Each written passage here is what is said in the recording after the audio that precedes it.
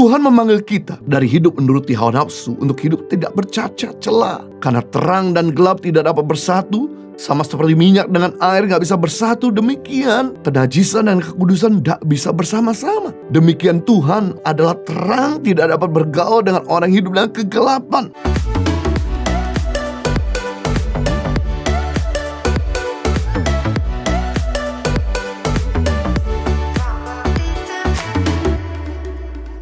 Kalau Anda senang dengan sebuah judul khotbah, saya mau beri judul khotbah dengan tema tujuan bayar harga. Semua yang ada di dunia ini memiliki nilai atau harga. Contohnya barang akan berharga mahal atau bernilai tinggi apabila barang tersebut memiliki kualitas yang sangat bagus. Untuk menjadikan suatu barang yang berharga, mahal, dan bernilai tinggi pasti melewati banyak proses dan tidak terjadi secara instan. Sebaliknya sebuah barang yang kualitasnya tidak bagus, tidak mungkin barang itu mahal. Sudah pasti berharga murah dan bernilai rendah. Karena mungkin proses pembuatannya pun tidak makan waktu yang lama. Begitu pula untuk menjadi orang yang berhasil, memiliki reputasi yang baik di sebuah bidang kehidupan, ada harga yang harus kita bayar. Untuk menjadi atlet berprestasi, harus bayar harga dengan berlatih secara disiplin setiap hari, menjaga pola makan, mengesampingkan kesenangan masa remaja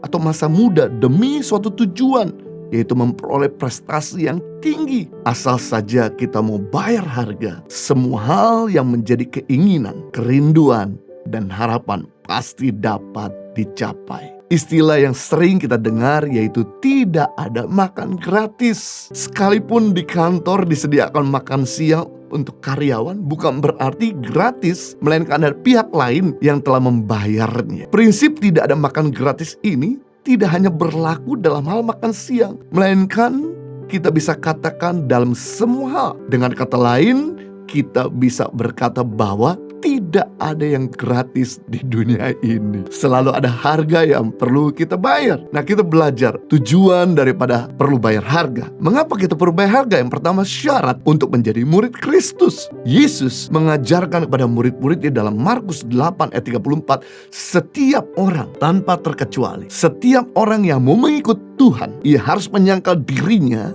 memikul salibnya, dan mengikut aku, kata Tuhan Yesus. Wow, untuk menerima keselamatan gratis. Tetapi untuk menjadi murid Yesus ada harga yang perlu kita bayar. Untuk masuk surga gratis, tapi untuk menjadi dewasa perlu proses. Untuk masuk surga kita terima secara cuma-cuma, tetapi untuk bertumbuh Anda perlu menyangkal diri dan memikul salib. Tidak mau bayar harga, maka tidak layak menjadi pengikut Kristus. Menyangkal diri dan memikul salib, itulah harganya. Harga seorang murid Yesus yang pertama, dia harus rela menyangkal dirinya, mematikan segala keinginan duniawi, yaitu keinginan daging, keinginan mata, dan keangkuhan hidup. Ada dalam Yohanes 2:16. Tidak hidup lagi dalam kedagingan, atau tidak memuaskan lagi hawa nafsunya. Gas untuk hidup kudus. Kudus adalah satu-satunya atribut Tuhan. Tuhan kita adalah Tuhan yang kudus. Kudus artinya suci, spotless, murni. Kudus adalah alamnya Tuhan, sifatnya Tuhan atau nilainya Tuhan. There is no impurity in Him. Tidak ada ketidakkudusan di dalamnya.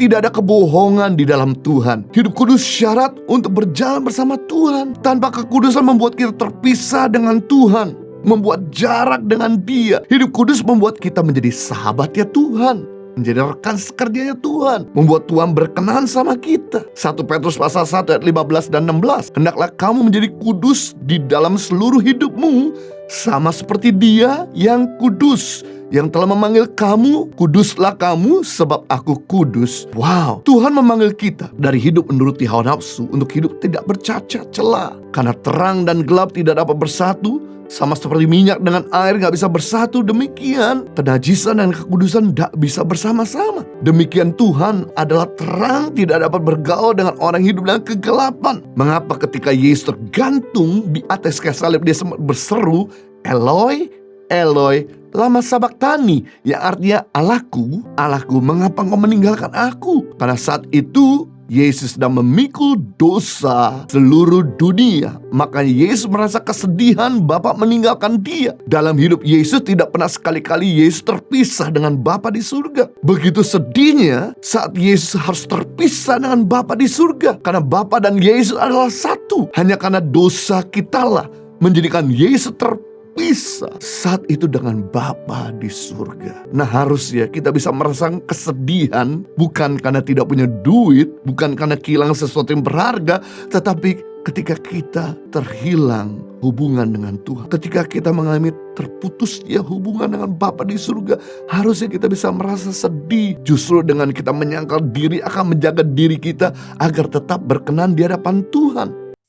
Impact Community Indonesia mengadakan 2 kali ibadah onsite setiap hari Minggu pukul 9 dan 11 waktu Indonesia Barat di MOI Mall of Indonesia Kelapa Gading, lantai P3. Kedua ibadah disertai ibadah anak dan ibadah remaja. Pastikan kehadiran Anda.